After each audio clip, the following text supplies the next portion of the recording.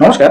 Mixed মিডিয়ায় তোমাদের প্রত্যেককে স্বাগত। এই মুহূর্তে সবথেকে যেটা বড় খবর সেটা হচ্ছে তোমরা যারা চাকরি প্রার্থীরা আছো, যেমন তোমাদের স্টাফ নার্স রিক্রুটমেন্টের জন্য যারা অপেক্ষা করছো নার্সিং ক্যান্ডিডেটরা, বা যারা সিএইচও রিক্রুটমেন্ট বা সিএইচ এর যে এই যে মেধা তালিকা বা সিএইচও যে রিক্রুটমেন্টগুলো হলো তাদের মেধা তালিকা সেগুলোর জন্য অপেক্ষা করছো, বা যারা স্কুল সার্ভিস কমিশনের SLST 2 এর জন্য অপেক্ষা করে আছো যে কবে আবার শুরু হবে বা নিয়োগ পদ্ধতি আবার সচল হবে, তো সকল কিছুর সমাধান কিন্তু একটা সমাধান সূত্র পাওয়া গেল যে ওবিসি নিয়ে যে জটিলতা, সেই জটিলতা কিন্তু ইতিমধ্যে রাজ্য সরকার তার অবস্থান জানিয়ে দিয়েছেন। কি জানিয়ে দিয়েছেন?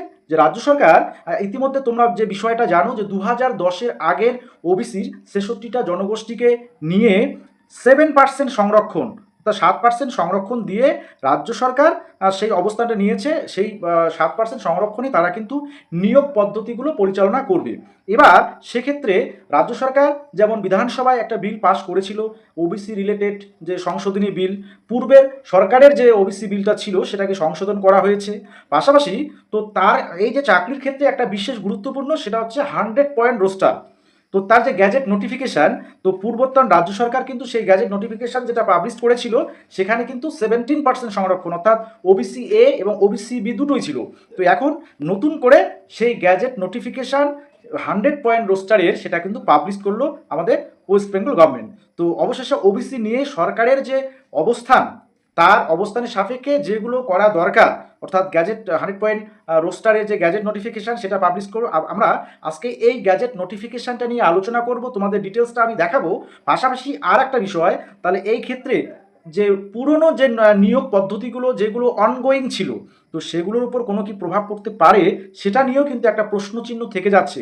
আর নার্সিংয়ের নিয়োগের ক্ষেত্রে যে আমাদের মাননীয় স্বাস্থ্যমন্ত্রী যেটা বলেছিলেন যে 15ই জুলাই তার পরবর্তী সময়ে কিন্তু এই যে স্বাস্থ্যক্ষেত্রে ডক্টর নার্স এদের নিয়োগের বিজ্ঞপ্তি আসতে চলেছে, এবং তার প্রথম একটা সূত্রপাত সেটা হচ্ছে আজকের এই গ্যাজেট নোটিফিকেশান, অর্থাৎ 100 পয়েন্ট রোস্টারের।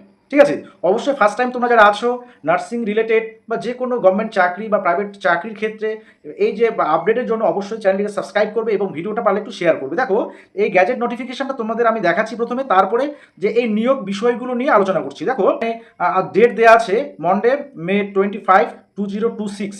ঠিক আছে, মে মাসের 25 তারিখের বিষয়টা দেওয়া আছে ডেটটা। এবার দেখো, গভর্নমেন্ট অফ ওয়েস্ট বেঙ্গল, আচ্ছা, লেবার ডিপার্টমেন্ট থেকে পাবলিশ করা হচ্ছে এই যে নোটিফিকেশান। ওকে, আচ্ছা, এবার 100 পয়েন্ট রোস্টারটা তোমরা দেখে নাও। আচ্ছা, প্রথম যে ফার্স্ট যে ভ্যাকান্সিটা সেটা শিডিউল কাস্ট, সেকেন্ড ভ্যাকান্সি সেটা হচ্ছে আনরিজার্ভদের জন্য, থার্ডটা হচ্ছে ইডাব্লিউএস এর জন্য, সেটা হচ্ছে ইসি, ইডাব্লিউ এর ইসি, হ্যাঁ, এক্সামটেড ক্যাটাগরিতে যারা তাদের ক্ষেত্রে কিন্তু সংরক্ষণ আছে থার্ড ভ্যাকান্সিটা। ওকে, ফোর্থ হচ্ছে শিডিউল এসটি, শিডিউল ট্রাইবদের, ফিফথ হচ্ছে আনরিজার্ভড, সেটা হচ্ছে ex serviceman in group D post. Okay, আচ্ছা, এবারে দেখো সিক্স যে ভ্যাকান্সি, 6, 7 এরকম করে তোমার নাইন্থ যে ভ্যাকান্সি সেখান থেকে ওবিসি শুরু। আচ্ছা, নাইন্থ ভ্যাকান্সিটা সেটা হচ্ছে ওবিসিদের।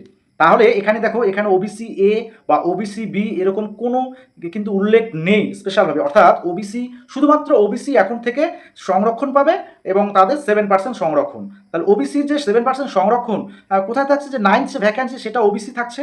ওকে, তারপরে তোমরা এদিকে দেখবে 19th যে ভ্যাকান্সি সেটা ওবিসি এবং ইসি, অর্থাৎ এক্সামটেড ক্যাটাগরির জন্য সেটা আবার আলাদা করে সংরক্ষণ। আচ্ছা, এরপরে দেখো তোমাদের 29th ভ্যাকান্সি সেটা ওবিসিদের জন্য। ওকে, আচ্ছা, এরপরে দেখো তোমাদের পরবর্তীতে ওবিসি 49 সেটা ওবিসিদের জন্য, x serviceman in group D post, group ডির ক্ষেত্রে। ওকে, আচ্ছা, এরপরে দেখো তোমাদের 59th যে ভ্যাকান্সি সেটা হচ্ছে ওবিসিদের জন্য। এইভাবে আমরা যদি টোটাল বিষয়টা দেখি, অর্থাৎ 100 পয়েন্ট রোস্টারটা দেখি, তাহলে দেখবো 100টা ভ্যাকান্সির মধ্যে ওবিসিদের যে সংরক্ষণ সেটা হচ্ছে 7% সংরক্ষণ। ওকে, তো এই যে 100 পয়েন্ট যে টোটাল 100 ভ্যাকান্সি, হ্যাঁ, ভ্যাকান্সি সেটা হচ্ছে আনরিজার্ভ ইসি, অর্থাৎ তো এক্সামটেড ক্যাটাগরির জন্য এই 100 ভ্যাকান্সিটা থাকছে, হচ্ছে 100তম যে ভ্যাকান্সিটা।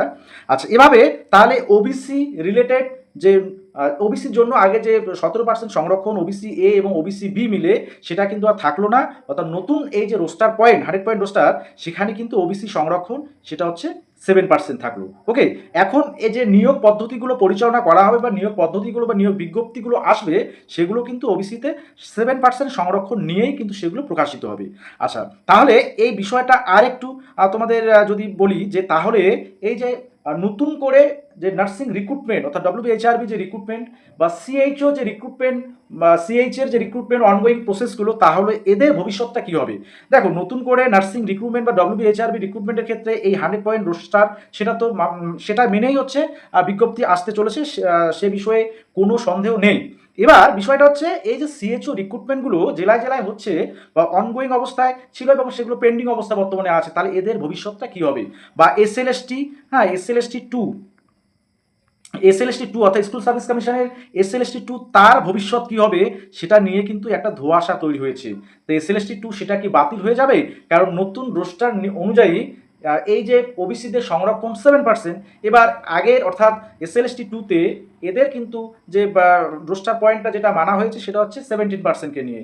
তাহলে SLST 2 11 একাদশ এবং দ্বাদশ শ্রেণীর যে মেরিট লিস্ট কিছু বিষয়ে পাবলিশ করা হয়েছিল, তো তাদের ক্ষেত্রে 17% সংরক্ষণ নিয়ে সেগুলো এখনও কিন্তু নিয়োগপত্র বা নিয়োগ হয়নি। তাহলে এদের ভবিষ্যৎ কী হবে? বা CHO রিক্রুটমেন্টগুলো দেখো, এই বিষয়ে কিন্তু একটা ধোঁয়াশা থেকে যাচ্ছে এবং এটা মনে করা হচ্ছে বা আমার একটা ব্যক্তিগত মতামত সেটা হচ্ছে এই যে CHO রিক্রুটমেন্টগুলো বা CHA জেলায় জেলায় যে রিক্রুটমেন্টগুলো হয়ে মানে জাস্ট পেন্ডিং অবস্থায় আছে, এগুলো কিন্তু নতুন করে সেই নোটিফিকেশান আসতে পারে। তবে সেক্ষেত্রে যারা অ্যাপ্লাই করেছিল অর্থাৎ কিছু পয়সা দিয়ে অর্থাৎ অ্যাপ্লিকেশানে ফি দিয়ে যারা অ্যাপ্লাই করেছিল, তাদের ক্ষেত্রে একটা কোনো কিছু বিবেচনা করে সেটা কিন্তু নতুন করে অ্যাপ্লিকেশান হতে পারে বা নতুন করে আবার এক্সাম বা সেক্ষেত্রে ইন্টারভিউ হতে পারে। সেটা কিন্তু অর্থাৎ নতুন যে মেরিট লিস্ট পাবলিশড হবে সেগুলো অবশ্যই 7% ওবিসি সংরক্ষণকে নিয়ে, এই নতুন 100 পয়েন্ট রোস্টার মেনে। তাহলে CHO এই যে রিক্রুটমেন্ট বা SLST 2 এই যে রিক্রুটমেন্টগুলো তাদের কিন্তু একটা তাদের নিয়ে একটা ধোঁয়াশা তৈরি হয়েছে যে এগুলো বাদ চলে যাবে কি না। কারণ নতুন যদি রোস্টার মেনে চলে তাহলে SLST 2 বা CHO রিক্রুটমেন্ট সেগুলো কিন্তু এখন এই নতুন রোস্টার মেনে করলে আগের যে নোটিফিকেশান সেটা কিন্তু বাতিল করতে হবে। তাহলে সেই বিষয়টা নিয়ে কিন্তু একটা প্রশ্ন যাচ্ছে সবার মনে। তাহলে কি সব কিছু নতুন করে হবে? SLST বা স্কুল সার্ভিস কমিশনে নতুন করে নিয়োগ হবে? যেটা আমাদের মাননীয় শিক্ষামন্ত্রী ইতিমধ্যে বলেছেন যে একদম ভালোভাবে বা কোনো রকম একদম দুর্নীতিমুক্ত প্যানেল বা দুর্নীতিমুক্ত SSC কিন্তু রাজ্য সরকার যে SSCর ক্ষেত্রে নিয়োগের প্রতিজ্ঞা করেছে যাকে বলে বা প্রতিশ্রুতি দিয়েছেন রাজ্য সরকার। তো সেক্ষেত্রে কি হবে SLST 2 এর ভবিষ্যৎ বা এই জেলায় জেলায় CHO রিক্রুটমেন্টগুলো নিয়ে যারা তোমরা যাদের বিভিন্ন কোয়ারিজ ছিল তাদের উদ্দেশ্য বলছি যে CHO রিক্রুটমেন্টগুলোর এই যে মেরিট লিস্ট সেটা কিন্তু 7% সেই ওবিসি সংরক্ষণ দিয়ে করতে হবে, না হলে কিন্তু সেই বিষয়টাতে অর্থাৎ সেই মেরিট লিস্টগুলোতে অনেক ঝামেলা সৃষ্টি হবে।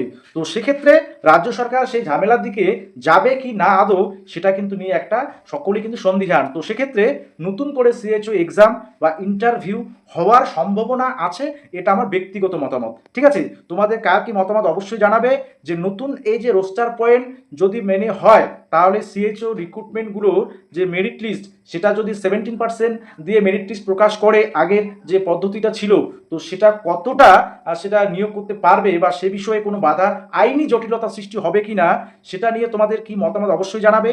বা নতুন করে যদি এই 7% নিয়ে CHOগুলো রিক্রুটমেন্ট হবে কি না তোমাদের মতামতটা আমি আগে জানতে চাই যে তোমাদের কি মতামত। কিন্তু আমার ব্যক্তিগত মতামত যে সব কিছুই নতুন করে হতে চলেছে ওবিসি 7% সংরক্ষণ নিয়ে। ওকে, তোমরা এই যে পিডিএফটা অর্থাৎ নতুন 100 পয়েন্ট রোস্টারের যে গ্যাজেট নোটিফিকেশান এটা অবশ্যই তোমরা ব্যাকওয়ার্ড ক্লাস ডিপার্টমেন্টের অফিসিয়াল ওয়েবসাইটে পেয়ে যাবে।